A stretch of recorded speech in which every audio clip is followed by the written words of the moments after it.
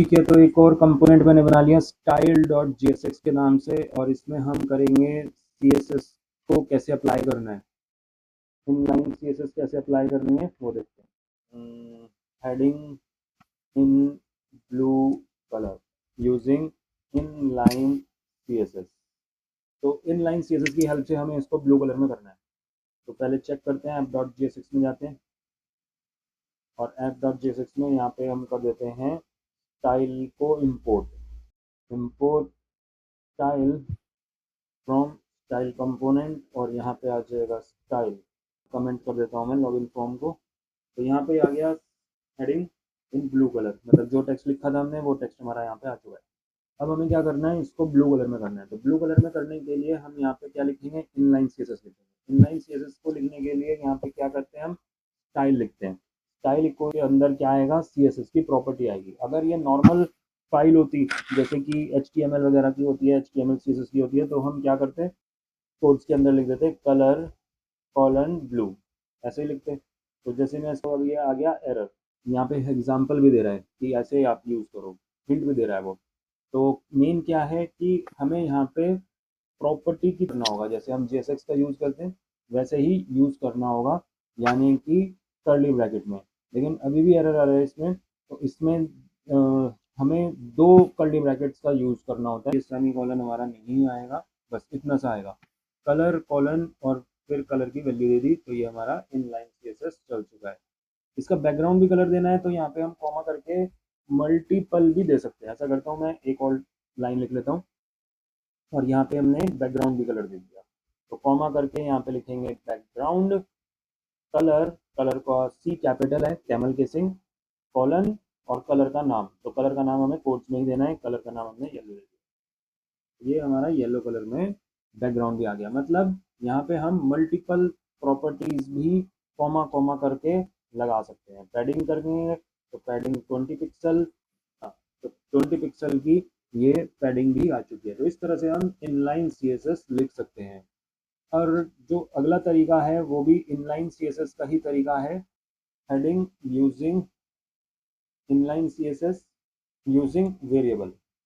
Variable का use करेंगे, ये जो वैल्यूज है ना, यहाँ से हटा देते हैं, कट कर दिया मैंने, और क्या करते हैं, इसको ऊपर डिक्लेयर कर देते हैं। वेरिएबल हम लेट या कॉन्स्ट किसी से भी बना सकते हैं। तो यहाँ पे हमने लिखा हेडिंग इक्वल्स टू, और वो वैल्यू पेस्ट कर दी मैंने यहाँ पे। तो इस तरह से वो सारी वैल्यूज आ चुकी हैं। ये क्या है, कर्ली ब्रैकेट। कर्ली ब्रैकेट का मतलब होता है ऑब्जेक्ट। ये हमने ऑब्जेक्ट बनाया है इस वेरिएबल के अंदर, और ये उसकी प्रॉपर्टी है, ये वैल्यू है। और ये जो वैल्यूज थी हमने ऊपर दी थी, ये भी ऑब्जेक्ट की तरह ही आई है। यहाँ पे हमने लिखा हुआ है। अब यहाँ पे हम सीधा ऐसे लिख देंगे हेडिंग। पहले हमने यहीं पे लिख दिया था CSS का नाम, CSS की प्रॉपर्टीज। अब हमने CSS की प्रॉपर्टी ऊपर लिखी है और नीचे अप्लाई कर दी। तो रन करके देखते हैं इसको, तो सेम ही आ रही है, लेकिन ये वेरिएबल के थ्रू है, ये इनलाइन CSS है। लेकिन है दोनों ही, तीनों ही इनलाइन CSS। एक्सटर्नल भी लगा के देखते हैं हम, heading using external CSS। External CSS हमें लगानी है, तो हमें क्या करना होगा, एक CSS बनानी होगी। तो CSS को बनाने का तरीका कहाँ है, यहाँ पे जो कंपोनेंट है, कंपोनेंट के बाहर भी CSS बन सकती हैं।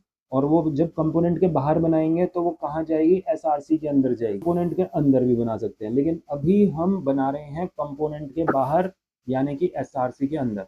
main.css के नाम से मैंने एक फाइल बना दी। main.css क्या है, ये हमारी मेन CSS है। अब मैं इसको यहाँ पे कुछ लिख देता हूँ, जैसे कि हमने क्या करना था, इसके अंदर जो हेडिंग 2 है उसको स्टाइल करना है। तो मैं यहाँ पे लिख देता हूँ H2 टैग, सेम वैसे ही जैसे हम एक्सटर्नल CSS करते हैं। इसका कलर कुछ दे देते हैं, कलर इसका रेड दे दिया मैंने, और बॉर्डर लगा देते हैं इस बार, बॉर्डर 1 पिक्सल सॉलिड। बस इतना सही कर रहे हैं। और ये मुझे H2 को यहाँ पे अप्लाई करना है। तो यहाँ पे टैग सेलेक्टर है ये, और ऐसा करते हैं कि यहाँ पर मैं एक क्लास भी बना देता हूँ T3 के नाम से। T3 एक मैंने क्लास बनाई, और यहाँ पे लिख दिया मैंने पैडिंग 3EM। और मुझे सर ये REM से क्या होता है सर? EM मतलब होता है जो बॉडी के अकॉर्डिंग चलता है, equals to 16 pixel which is equals to default body size बदल देंगे, 20 पिक्सल कर देंगे, तो 1 EM कितना हो जाएगा, 20 पिक्सल का हो जाएगा। तो 3 EM मतलब 3 गुना। REM होता है रूट, आर का मतलब यहाँ पे रूट है, रूट किसको बोलते हैं, HTML को। वो HTML को बदलेंगे तब REM का बदला जाएगा, बॉडी का बदलेंगे तो REM नहीं बदला जाएगा। अब हमें इसको अप्लाई करना है यहाँ पे H2 पे, तो H2 तो अपने आप ही अप्लाई हो जाएगा, रेड कलर में आना चाहिए H2, लेकिन अभी नहीं आया। क्यों, क्योंकि हमने CSS को लिंक नहीं किया है।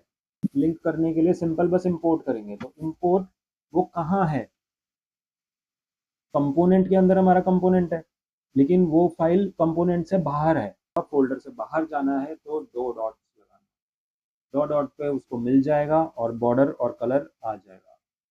सेम सिंगल डॉट लगती है सेम फोल्डर में।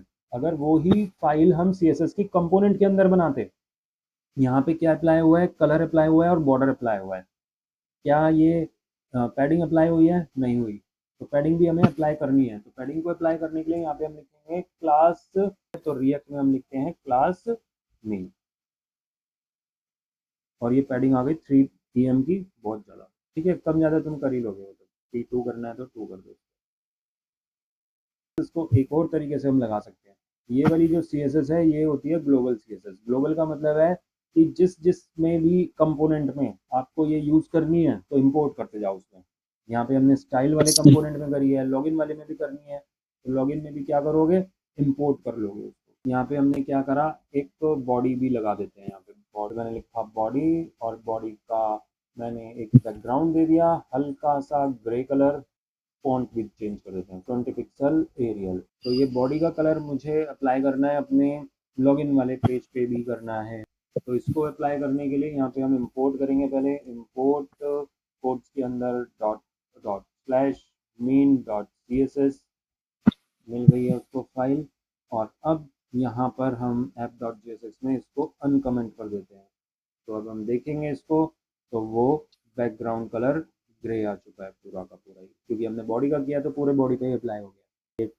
16 पिक्सल आ रहा है और एरियल आ रहा है। CSS कहाँ पे अप्लाई करिए, लॉगिन पे अप्लाई करिए। तो लॉगिन का मेन से क्या होता है कि वो पूरे पेज पे ही अप्लाई हो गई है, मतलब ये वाली जो मेन CSS है ये एक्सटर्नल CSS है, और एक्सटर्नल CSS का काम होता है ग्लोबली। ग्लोबली का मतलब हर जगह उसको एक्सेस कर सकते हैं। अगर हमें पर्टिकुलर एक कंपोनेंट की CSS बनानी है, एक कंपोनेंट की CSS एक बनेगी, दूसरी कंपोनेंट की CSS एक बनेगी, तो उसके लिए हम मॉड्यूल CSS बनाते हैं। अब हम पढ़ेंगे मॉड्यूल CSS। तो मॉड्यूल CSS बनेगी कंपोनेंट के अंदर ही, कंपोनेंट के अंदर ही बनेगी, ये बाहर नहीं बनती। और जो ग्लोबल CSS होती है वो कहीं पे भी बन सकती है, कंपोनेंट के अंदर भी और कंपोनेंट के बाहर, यानी कि SRC के अंदर भी। मैंने नाम लिख दिया, लॉगिन के लिए मैं बना रहा हूँ, क्योंकि पर्टिकुलर कंपोनेंट के लिए बनती है तो बेटर है कि आप उस कंपोनेंट का नाम ही लिख दो। लेकिन लॉगिन कंपोनेंट का नाम है, उसके आगे हमें मॉड्यूल लिखना कंपलसरी है। मॉड्यूल के आगे हम लिखेंगे dot CSS, dot module CSS तो होगा ही होगा, मस्ट है। लॉगिन वाले में हमने क्या बना रखे थे, ये पैराग्राफ बना रखे थे, तो इन पैराग्राफ के अंदर मैं कलर चेंज कर देता हूँ, हाईलाइट करता हूँ। तो मैंने यहाँ पे लिखा P का बैकग्राउंड कलर क्या हो जाए, येलो हो जाए। ठीक है जी, तो ये मैंने कर दिया, P का टैग सेलेक्टर लिखा है। तो अब मुझे यहाँ पे अप्लाई करना है, तो अप्लाई करने के लिए क्या करेंगे, अप्लाई करने का तरीका भी इसमें थोड़ा सा डिफरेंट तो है ही है। इम्पोर्ट स्टाइल ही लिखेंगे, स्टाइल्स फ्रॉम, और फिर उस मॉड्यूल का नाम। तो यहाँ पे सेम मॉड्यूल में है, सेम फोल्डर में है, तो यहाँ पे सिंगल डॉट और फिर आ जाएगा उसका नाम, login dot module dot CSS। अगर हमने वहाँ पे टैग सेलेक्टर लिखा था तो अप्लाई करने की ज़रूरत ही नहीं है। चेक करके देखते हैं आउटपुट, तो यहाँ पे ये सब जगह पे अप्लाई हो गया है। ये अप्लाई किया था हमने लॉगिन पे, लेकिन ये इस मॉड्यूल CSS पे भी अप्लाई हो गया। ये मॉड्यूल CSS कहाँ बनाया था हमने, स्टाइल वाले पेज पे P के अंदर, मतलब ये तो सब जगह अप्लाई हो ही रहा है। लेकिन अगर हमें सब जगह अप्लाई नहीं करना तो फिर हमें यहाँ पे क्लास बनानी है।